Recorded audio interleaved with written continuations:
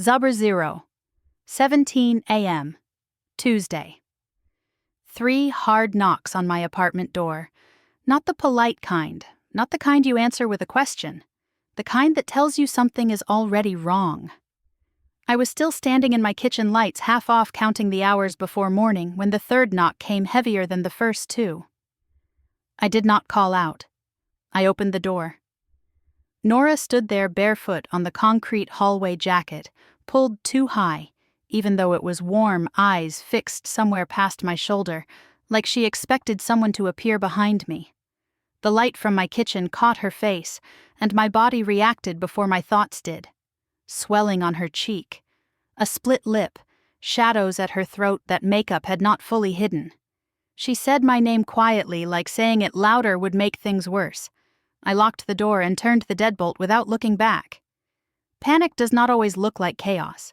Sometimes it looks like routine, especially when you have trained yourself to function while everything inside tightens. My name is Maeve. I am 26. I do not talk much. I notice things. Nora is my twin. Same face, same height, same voice when we try. She married Brandon Hale 2 years ago. Fayetteville is a military town. People here learn early how to keep things quiet. The first thing Nora said once she sat down was, "Do not call 911. He will know." That sentence mattered more than the bruises. I brought her water. I brought a towel. I kept my voice level. She kept apologizing while she talked, like what had happened to her was an inconvenience. She said it was not that bad. She said he was under pressure. She said the family already thought she overreacted. I remembered a summer barbecue when Brandon stood with my aunt and laughed, someone saying a man who provides has a strong personality, someone else telling Nora not to embarrass him. I remembered being told I would not understand because I was not married, because I was too stiff, because military life makes people cold. Watching my sister fold in on herself on my couch, I realized something that made my stomach drop. This was not about convincing anyone. This was about whether she would be safe tomorrow. Nora did not come to me for comfort. She came to me because she knew I would not tell her to calm down. I would not tell her everything would work out. I would listen. I would remember. I would decide later. She asked me what she should do. I did not answer right away. I was already thinking about patterns, about timing, about what happens when you confront someone like Brandon without proof. Men like him do not lose control by accident. They lose it when they think nothing can touch them. I told Nora she was staying with me. I told her to sleep. When she finally did, I sat alone at my kitchen table and stared at our reflections in the dark microwave door. 2 identical faces looking back at me. Same bone structure, same eyes. That is when the thought surfaced, quiet and dangerous, the kind you do not share until you know you are willing to carry the consequences. I did not need anyone to believe us right away. I needed everything on record. I needed time. I needed him comfortable. I needed him talking.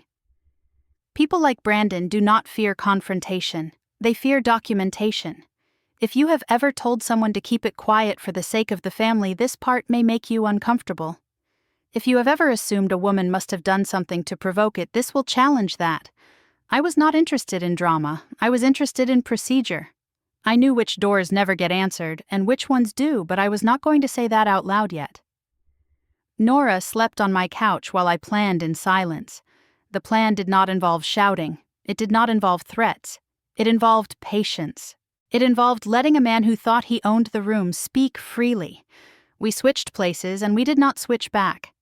If someone you love shows up at your door after midnight, afraid of being heard and afraid of being believed, what do you do first? Do you make the call and hope for the best, or do you make sure the truth cannot be erased?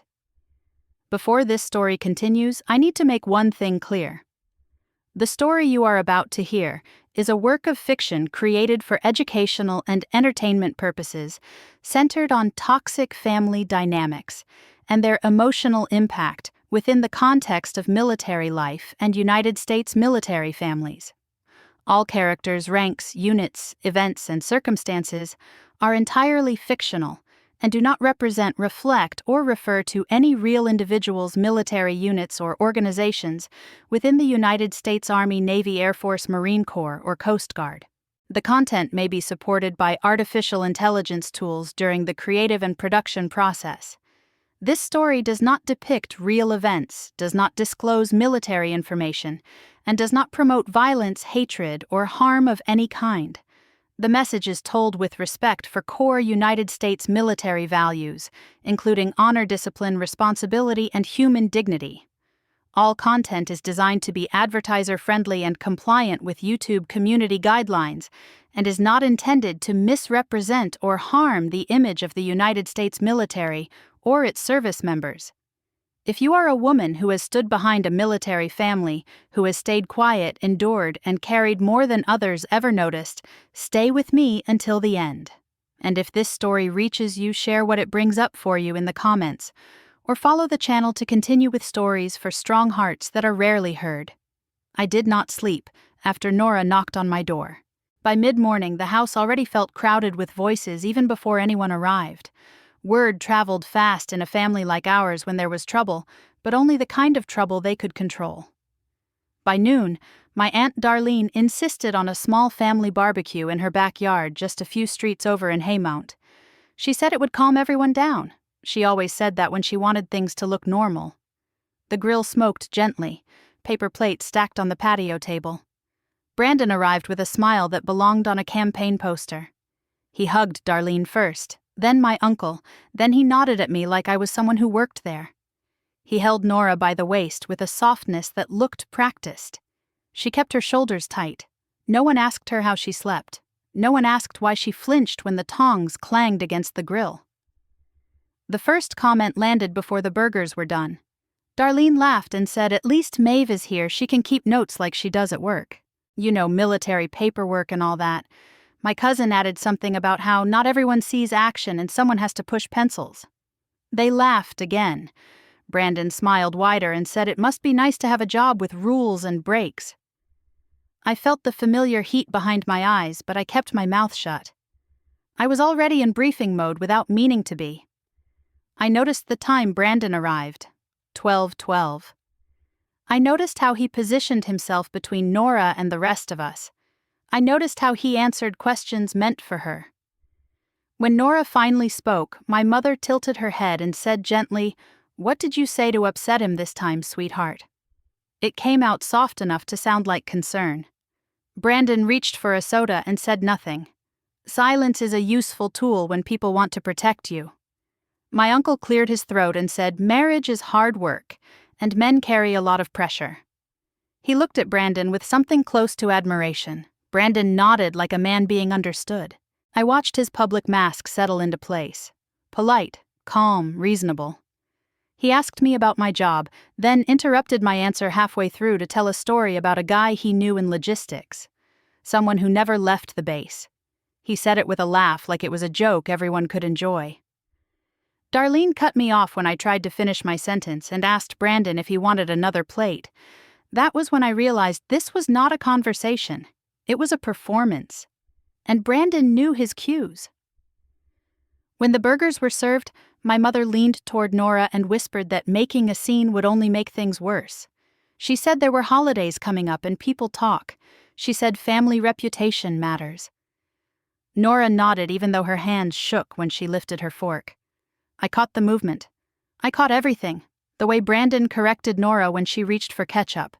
The way he squeezed her knee under the table when she laughed too loudly. The way he thanked my aunt for hosting, as if he were doing her a favor by being there. I remembered the exact wording my aunt used when she said we should not ruin anything before Thanksgiving. I remembered the way my cousin rolled his eyes when Nora excused herself to the bathroom. I remembered my mother telling me quietly that I should try to be more understanding, because Brandon provides. That sentence stayed with me. Provides. As if that was a shield that covered everything else. No one asked Nora if she was afraid. No one asked if she wanted to leave. They asked me if I was taking notes again. I smiled because it was easier than explaining. I was not taking notes. I was recording patterns. After lunch, Brandon stood up and thanked everyone for being supportive. He said it meant a lot to have family that understood how hard things can get at home. He put an arm around Nora and she stiffened, then relaxed when she realized everyone was watching. That was the moment I understood the depth of the gaslighting. Not the shouting or the threats, but the constant correction of reality until you doubt your own body. When they left, my mother told me I should not make things worse by asking questions. She said Nora needs to learn to communicate better. She said sometimes men lose their temper when pushed. I asked her what she thought Nora did to deserve bruises. She told me not to exaggerate. That word landed harder than anything else. Exaggerate. I cleaned the table with steady hands. I replayed every sentence in my head, every pause, every deflection. I knew this terrain. I had trained for environments where information mattered more than emotion, where timing mattered more than volume. I did not tell anyone that there were terms for what I was seeing, that there were pathways for support that did not involve screaming or confrontations. I did not explain that certain lines once crossed change how things are handled. I just noted who said what and when. Before we left, my aunt pulled me aside and said quietly that I should try not to provoke Brandon. She said men like him do not respond well to pressure. I nodded. Pressure works differently on people like him. They do not fear confrontation. They fear records. That night, when I got back to my apartment, I wrote down the timeline from memory. Arrival, comments, corrections, blame, silence. I did not feel angry yet. I felt clear. And clarity is dangerous to people who rely on confusion to stay in control. If you have ever watched a family tell a victim not to make a big deal just to protect appearances, ask yourself this question now: who was really being protected? The day after the barbecue felt quieter on the surface but sharper underneath. Nora stayed on my couch with a blanket pulled up to her chin phone face down on the coffee table like it might bite. She kept looking at the screen even when it was dark. Brandon did not call at random. He called on schedule. At 06:30, he rang once, then again exactly 1 minute later. At 12:05, he sent a short text that looked harmless. "Where are you?" Then a second text answer. At 21:00, he wanted a call, and he wanted it on speaker. Nora had warned me he checks call logs at the same times every day like brushing his teeth. It was not just control, it was ritual. By mid-afternoon, the phone lit up again, and Nora flinched hard enough that the blanket slid off her shoulder. I watched her inhale, then force her voice into something soft. "Hi." Brandon did not ask how she was. He asked who she had talked to, what she had done, why she was not home. I could hear his tone through the speaker, calm, almost bored, which made it worse. He said he had checked the call log and noticed a missed number he did not recognize. Nora lied and said it was a spam call. Brandon paused. Then he said, "You sound different." He said it like an accusation. He told her to send a screenshot of her call history. Now. Nora looked at me with panic in her eyes. I nodded once, slow, telling her to breathe. She sent the screenshot, then deleted it from her photos, because she had taught me he checks everything at night. When the call ended, she started apologizing to me like she was the one doing something wrong. I did not reassure her with big words. I just asked, what happens if he thinks you changed? Nora swallowed and said he tightens the leash. He starts cutting people off. He starts telling everyone you are unstable, like it is for your own good. She said he had already done it once with Aunt Darlene. He told Nora her aunt was toxic, that her family did not respect the marriage, that they filled her head with ideas. He framed isolation like protection. He said it was love. It was always love when it benefited him. Around 18:00, a text came through that made Nora go pale. Brandon wrote, "Do not go to your aunt again. Do not answer her. I will handle your family." I almost laughed, not because it was funny, but because the audacity was so clean. He was taking the language of safety and using it as a weapon. Nora told me she had not even contacted Darlene since the barbecue. He was guessing, sniffing for change, testing pressure points. That was toxic escalation number 2, not the checking, but the cutting. He wanted her alone. He wanted her ashamed of the people who might notice. At 20:57, the phone rang again, right on time. Brandon sounded pleasant at first. He asked if she was coming home tonight. Nora said she did not feel well. Brandon replied, "You never feel well when you are around your sister. You are being influenced." He told her he had spoken to someone who agreed Nora had been acting erratic lately. Someone. A floating witness, the kind you cannot confront. Then his voice sharpened into the third escalation. He said, if you try to spin some story, I will make sure no one believes you. He said he could call her old principal and raise concerns. He said he could tell people she was unstable, that she had issues, that she was confused. He said it slowly, like he was describing a plan he had practiced in his head. Nora went very still, and I could see her mind doing what it had been trained to do: minimize, survive, comply. I ended the call by taking the phone and pressing the button. I did not shout, I did not argue. I just ended it. Then I sat back down like nothing had happened because I wanted Nora to see what calm looks like when it is chosen. I told her we were not going to react with emotion. We were going to react with structure. I had learned how to stay steady under pressure in places where mistakes cost more than pride. I did not expect to use that training in my living room, but here we were. I started with what was real: timeline, dates, times, exact quotes. Nora blinked at me like I was speaking a different language. I said the system believes what can be shown, so we show it. I did not say which system. I did not say which doors. I just said there are pathways for this that do not depend on whether your aunt believes you. That night, after Nora fell asleep, I made a call from my balcony phone pressed to my ear eyes on the parking lot out of habit. I spoke to a victim advocate Nora had once met and never called back. I did not name the organization. I did not need to. The woman on the other end asked quiet questions and did not interrupt.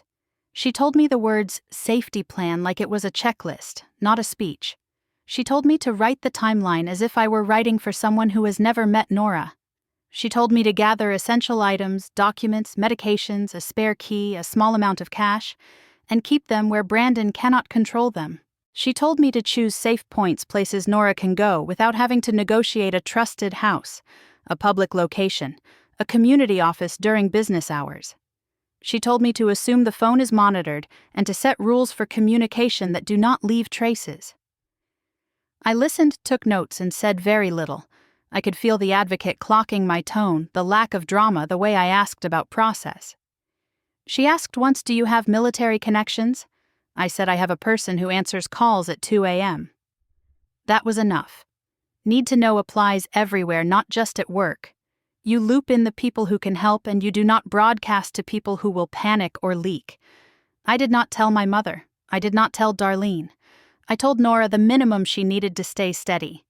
I told her we were going to document everything and we were going to move her to safety without triggering Brandon too early. She looked at me with fear and a thin thread of hope. Then I looked at our reflections in the dark television screen, 2 identical faces, and the plan clicked into place with a cold clarity. If Brandon expects Nora to shrink, then Nora will shrink on schedule in his house while the real Nora stays safe. We would not do this like spies. We would do it like adults who understand procedure. We would switch places, and we would do it in a way that creates records instead of rumors. If the system only believes what is written down, what would you write first to protect yourself?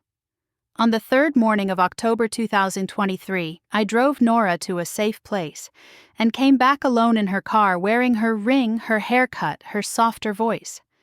The suburb where Brandon lived looked like a brochure-trimmed lawns, quiet streets, flags on porches, the kind of neighborhood that makes you lower your voice without noticing. His house was exactly what Nora described: bright, clean, expensive, and emotionally cold. The air felt staged. The counters were clear. The couch pillows were angled like they had been measured. It was not a home, it was a display, and Nora had been living inside a display case. I set my purse down where she said it had to go. I lined my shoes the way she had taught me. Then I stood still for a second and let my body memorize the room like a map exits corners sightlines. In my world, what you do not write down does not exist, and that includes what you notice. Brandon came in from his office with a smile that did not reach his eyes. "You are back early," he said. "Not a greeting, a check." I lowered my gaze and answered like Nora would. "I am sorry. Grocery store, Dinner will be ready. He watched me the way someone watches a dog they do not trust. Then his phone buzzed, and he shifted into public mode. A neighbor, a contractor, someone from his circle. He put the call on speaker in the kitchen while I stood at the counter rinsing vegetables. I kept my posture small. When he ended the call, he glanced at me and said, "Shoulders down, Nora. Stand up straight." He reached out and adjusted my posture with 2 fingers on my back like he was correcting a child. Then he tapped my chin upward. "Speak clearly. You sound weak." It was humiliation level 1, small enough to look like concern if anyone walked in, sharp enough to remind me who he thought owned the room. Later that afternoon, his sister dropped by to pick up something. She stood in the doorway in a crisp blouse and glanced over the house like she was approving inventory. Brandon smiled and introduced me, and when I said hello in my soft voice, he interrupted. "Nora, use your real voice. Do not mumble. You are embarrassing." His sister laughed politely as if it was a joke. My face stayed neutral, but inside I counted it as a lesson. He corrects her in front of people, so the correction becomes normal. When the sister left, Brandon looked satisfied, like he had tightened a strap. At 6:30, he sat down for dinner and ate without looking at me. After the plates were cleared, he said, "Bring me your purse." I did not hesitate. I handed it over because Nora told me hesitation triggers suspicion. Brandon dumped the contents onto the counter: lipstick, keys, receipts, gum, a folded list. He picked up the receipt from the grocery store and held it like evidence. "You bought the wrong brand again," he said. Then he added something that made my stomach go cold with anger. "This is my money. I earn it. You spend it. You do not get to waste it." He flipped the receipt over and wrote a number on it with a pen. $34. "That is what you cost me today." He said it like I was an expense line. I swallowed my instinct to snap back. I apologized. He checked the bag for anything else, then checked my phone, scrolling through the call log with the calm focus of someone doing a nightly ritual. He paused at a number that was not saved. He looked at me. "Who is that?" I answered with the name Nora gave me a pharmacy automated line, and he stared long enough to make my pulse jump. Then he handed the phone back like he was granting permission for me to breathe. That was humiliation level 2. The receipts and the bag and the message, "You exist on my ledger." 2 days later, he escalated again without raising his voice. We were in the living room and he was watching something on television while I folded laundry. He called me over with 1 finger. When I stood in front of him, he patted his thigh. "Sit." I did not move. The room went very still. He tilted his head and said, "You heard me." I sat on the edge of the couch instead, careful, not defiant, just not obedient in the exact way he wanted. He smiled like a man watching a mouse test a trap. Then he reached for my wrist and pulled my hand into his. His grip tightened until it hurt. "You belong to me," he said quietly, "not like a lover, like a deed." He leaned closer. "This house is mine. Your phone is mine. Your choices are mine. Do not forget who you are without me." That was humiliation level 3 ownership, stated out loud, danger pushed closer to the surface.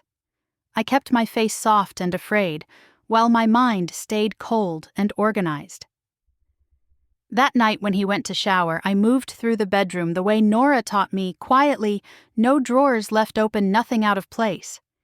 I found the tracking binder in the bottom drawer of his desk, tucked under a folder of property documents. It was thick, labeled with Nora name in neat block letters. Inside were printed schedules, notes about where she went, and when circled times, short comments like "late, hesitated, talked too long," and a section of bank activity with highlighted purchases and handwritten questions. Control on paper, the kind of paper that looks reasonable until you read it as a pattern. I photographed pages in quick bursts and put everything back exactly as it was. It was valuable, but I knew the hard truth as soon as I saw it. It showed obsession and surveillance, but not the one thing that closes doors for good. It was not enough by itself. It was a key that still needed a lock. I went back to bed and lay still beside Brandon, listening to his breathing, counting my own. In my world, what you do not write down does not exist. So I wrote it down in my head, every line, every phrase, every humiliation. Then I set the language trap the next morning over coffee. I kept my voice low and asked him as if I were trying to learn what happens if I disappoint you again. He did not hear a trap. He heard obedience. He smiled and said, "Then you learn." That was all, but he said it like a promise. You think control starts with a punch? Or does it start with a simple sentence like, "Give me your phone"? The break came on a Thursday evening when Brandon noticed the smallest thing was not where he expected it to be. A receipt corner peeking from the trash that he was sure he had shredded. A light on the phone that should have been dark. He stood in the doorway with his jaw tight and his voice low, asking questions that were not really questions. Where did this come from? Who did you talk to? Why is your location history paused? I answered the way Nora would, apologetic and confused, letting him hear uncertainty so he would lean closer. His anger rose in clean steps, first irritation, then suspicion, then the cold edge that meant he was done pretending. He grabbed the phone from my hand and scrolled fast, breathing heavier. When he did not find what he wanted, he looked up and said something I needed him to say. "If you try to paint me as the bad guy, I will ruin you. I will tell everyone you are unstable. I will make sure no one believes a word you say." He said it slowly with confidence, like a man reciting a rule he expects the world to follow. I felt the moment lock into place. That sentence was iron. I did not react. I asked one more soft question, the kind that keeps people talking. What would happen if I asked for help? He smiled without warmth and said, "Then you would regret it." That night I did not sleep. I waited. In the morning I followed the safety plan exactly. I did not confront him. I did not announce anything. I drove to the community room attached to the magistrate office during business hours, a plain space with folding chairs and a long table that smelled faintly of cleaner. The advocate met me there, and an officer stood to the side with a body camera visible but not intrusive. I had asked for a witness because procedure matters. Brandon arrived 10 minutes late with his calm smile back in place, flanked by his sister and my mother, both wearing concern like a costume. He greeted everyone warmly and sat down as if this were a misunderstanding he would clear up with reason. He started speaking right away, telling a story about stress and misunderstandings and how much he loved his wife. When he tried to pivot the conversation toward my supposed instability, I lifted my hand slightly. Not dramatic, just enough. "Before you finish, this is now on record." The room quieted. I reached into my bag and placed my military identification on the table face up between us. I did not slide it. I did not announce it. I set it down and kept my hands folded. Then I looked at Brandon and held his gaze for 2 steady beats. He opened his mouth to continue and the officer raised a hand gently. "Sir, please wait." The advocate addressed me by name and title without emphasis, Ms. Maeve, and asked me to proceed. No rank announcement, no flourish. Just enough to change the air. My mother stared at the card like it had grown teeth. Brandon blinked twice and then smiled again, thinner this time.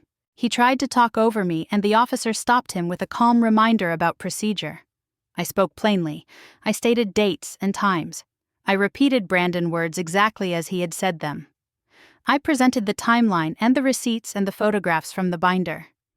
I played the recording where his voice promised to make sure no one believed her. The room stayed quiet except for the soft click of the body camera indicator. Brandon interrupted twice and was cut off twice. Each time he tried to reframe, the officer reminded him to wait his turn. This was the public part, not because there were many people, but because it was official. On record. My mother tried to interject, and the advocate asked her to hold comments. Brandon's sister shifted in her chair, eyes darting, mask slipping. Brandon's face flushed as the story he controlled was replaced by his own words, organized and calm and undeniable. He leaned forward and said he was being ambushed, and the officer corrected him gently, explaining that statements made here would be documented. The power left Brandon's voice in real time.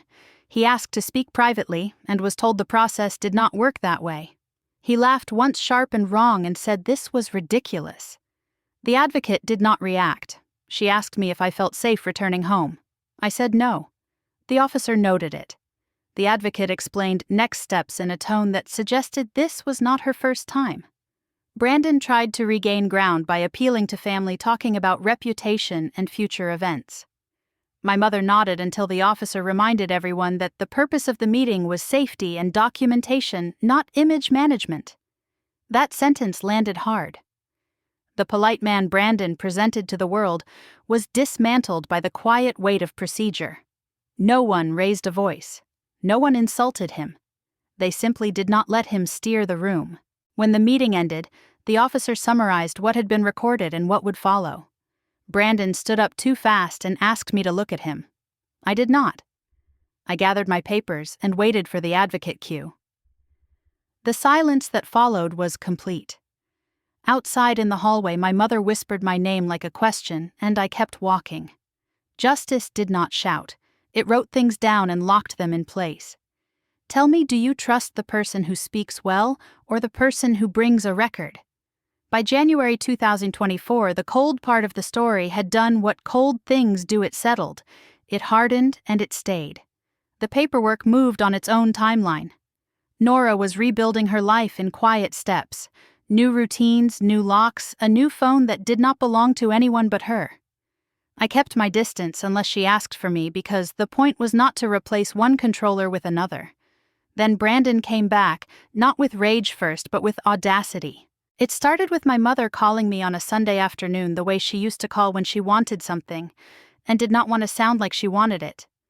She opened with small talk, weather, groceries, some neighbor story, and then she said his name like it was a prayer. Brandon is struggling. He is not doing well. I could hear the shift in her tone, the family turning its shoulders toward whoever looked most convenient to blame and most useful to fix. She said, "You do not understand how hard it is when a man loses his reputation." I almost laughed, just air through my nose because it was so familiar. She asked if I could talk to the advocate, talk to the officer, talk to someone because surely this had gone far enough. She used the words family and forgiveness, like they were bandages you put on a wound you do not want to look at. I did not argue.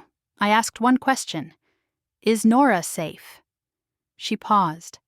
I took that pause as an answer. I told her I would respond in writing. 10 minutes later, my aunt texted. She said people are talking and it is embarrassing. She said Brandon made mistakes, but he still has a future. She said Nora has always been sensitive. That was the first escalation, the family turning, smoothing their faces, rewriting history in real time. The second escalation arrived as Brandon himself, soft voice, no threats, no anger, just a voicemail that sounded like a man asking for mercy. Maeve, he said, I want to do the right thing. I am trying to get help. I know I did things wrong. I just want to talk. For Nora. For closure. The words were polished, practiced, meant to sound mature. He did not say sorry to Nora. He did not say I hurt her. He said things, wrong things, like a man describing a spilled drink. 2 days later, he requested a meeting through a mutual friend, not Nora, not the advocate, but someone he believed could pressure me. I did not answer any of it directly. I opened my laptop at my kitchen table, the same table where I used to debrief myself with coffee and silence, and I wrote one email. Short, clean, no emotion, no insults. I stated boundaries. All contact must go through counsel or the advocate. Do not approach Nora. Do not contact me by third parties. Any request must be in writing.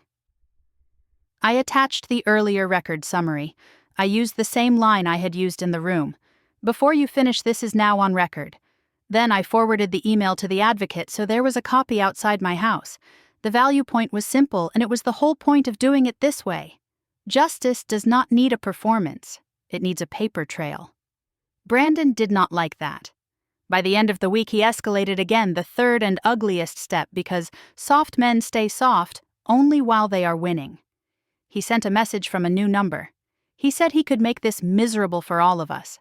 He said he knew people, he knew where Nora stayed, he knew where I worked, and if we did not cooperate, he would tell stories that would hurt everyone. He wrote, I can pull you down with me. That was the real Brandon, the same man who had promised to make sure no one believed her. He could not help revealing himself because control was his language. I did not respond with anger. I responded with a forward. I sent the message to the advocate, to the officer contact on file, and to a person who answers calls at 2 a.m. Then I saved it as a screenshot, named it with the date, and put it in the folder. My mother called again, crying this time, saying I was tearing the family apart. I did not raise my voice. I said one sentence. The family was already torn, you just liked the way it looked before it tore. I hung up and wrote a final email to my mother, not cruel, just clear. Do not speak for Nora. Do not carry messages for Brandon. If you want a relationship with us, it starts with respecting boundaries. No debate, no negotiation. The consequence came quietly. Invitations stopped, holiday plans changed. People who had treated Nora Payne like an inconvenience now treated my silence like a threat. That was fine. Silence was the only thing they could not twist if I kept it on record. Tell me this is forgiveness, morality, or is it just the way people train you to endure more? By early spring, the noise had thinned to a hum I could live with. Not silence, but something steadier. The kind of quiet that comes after procedures finish, and people stop asking for your version because the record has already answered them. Nora moved into a small place near a grocery store she liked, close enough to walk when the weather allowed. She chose her own couch and put it where she wanted it. She learned how to sleep again without checking the door. We did not celebrate the changes with speeches. We noticed them the way you notice strength returning by what you no longer have to brace for. She stopped asking permission before speaking. She stopped apologizing for taking space. She laughed more easily, not loudly, just enough to remind herself that laughter did not need approval. I stayed in the background on purpose, not because I was tired, but because this part had to be hers. The goal was never to replace one shadow with another. It was to remove the shadow altogether. The family did what families often do when confronted with consequences. Some retreated into distance. Some offered careful half-apologies that asked for comfort without accountability. I accepted none of it on the spot. I wrote instead, "Boundaries do not require anger to be real. They require consistency." There were days I thought about the old reflex to smooth things over, to absorb discomfort for the sake of appearances. That reflex is strong, especially in people who learned early that harmony was a job. But I had learned something else too. Procedure beats performance, calm beats volume, and peace is not the absence of conflict, it is the presence of rules you trust. I met Nora for coffee one morning at a diner near Bragg Boulevard, the kind with chipped mugs and a waitress who calls everyone honey. We sat by the window and watched traffic move with no interest in us. Nora told me about a class she signed up for, something she had wanted to try years ago but never did. She spoke about it like it was obvious, like she was allowed to want things again. When the waitress brought the check, Nora reached for it without looking at me, paid, and smiled. It was a small moment, and it mattered. I thought about the people watching who had lived through decades of being told to keep the peace, to not make waves, to hold the family together with their own silence. I wanted to tell them this, slowly and clearly. There are families that do not hate you. They just hate the way you force them to look at themselves. The work does not end when the loud part ends. Healing is quieter and longer. It looks like choosing the same boundary on an ordinary Tuesday when no one is watching. It looks like writing things down even when you would rather forget. It looks like refusing to be pulled back into a story that needs your pain to stay interesting. I did not win anything. I did not take a victory lap. I kept my routines and my distance and my records. That was enough. On a warm evening in May, Nora asked me if I thought we had done the right thing. I answered honestly, we did the lawful thing, we did the documented thing, we did the thing that let you sleep. That is how you measure right when emotions try to lie. We stood outside her building and hugged once, not long, not dramatic. She went inside and locked her door, and that was the point. I walked back to my car and sat there for a moment, hands on the wheel, feeling the weight leave my shoulders the way it does when you finally set something down. We had switched places to keep her alive and sane, and we had not switched back. We switched places, and we did not switch back. If there is a lesson worth carrying, it is this. You do not need to destroy someone to stop being destroyed. You do not need applause to know a system worked. You need a record, a boundary, and the patience to choose peace that follows the rules. We switched places, and we did not switch back.